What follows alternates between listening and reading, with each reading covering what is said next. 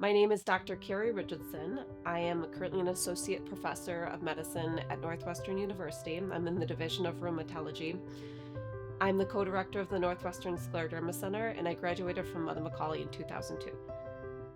So I grew up in Oak Lawn with my mother and my grandmother and my sister. My older sister is also an alum of Mother McAuley. She graduated in 2001. And we're a family of very strong, hardworking women. There's so many confident, outgoing women at Mother McAuley who really took me under their wing and had helped make me into a more social person. I think that support was really, really important during high school. I don't think I would have been who I am today had I gone somewhere different where I didn't have that support from my teachers, counselors, friends. It's just a really nurturing, supportive place to be. I have always wanted to pursue medicine. Rheumatology really struck me because we've had some family experiences with people with autoimmune diseases, and that's largely what I do is treat people with autoimmune diseases. And I had some really great mentors here at Northwestern.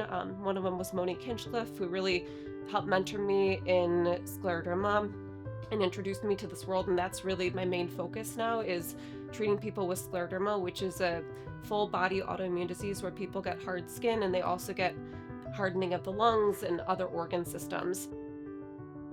When I was a fourth year medical student and I was doing my first rheumatology rotation, I saw a patient who was young, in her 40s, and developed scleroderma, and it very rapidly progressed. And I think just seeing the devastation that this disease could cause, and at that time, there were no FDA-approved treatments for this condition, which was shocking to me at the time. We had so many treatments for things like rheumatoid arthritis and psoriatic arthritis, and yet this is the highest mortality risk of any condition that we see in rheumatology, and there was nothing FDA-approved.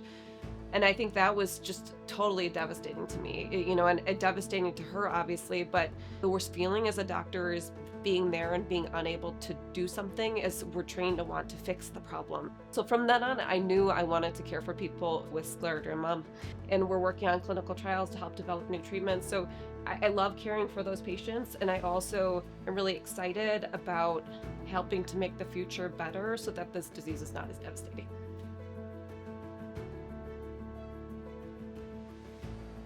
There's many rewarding parts about my career. I would say just every day with patients and watching patients get better is so exciting to see somebody who is in the ICU, unable to eat, has a feeding tube, has a tracheostomy because they're so weak, and then giving them medication and watching them improve and watching them go enjoy time with their family is it's the best feeling in the world. I would say another aspect of my job that I really, really enjoy is working with students and residents and trainees and our fellows, and watching some of these trainees really develop their skills and then go off and become a program director at another place, and then learn and know that when I've taught them how to take care of people with this condition, they're going out to other places across the country and they're taking good care of patients at other places, and we're spreading this knowledge about how to care for people.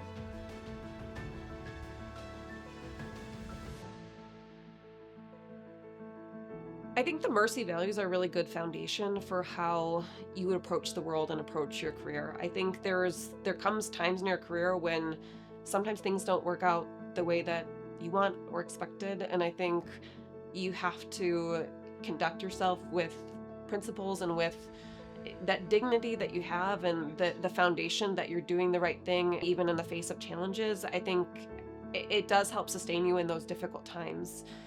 There are things that can be taken away from you. There's your career can be taken away, your money, all these other things, but you can't take away the foundations of who you are and the principles of who you are.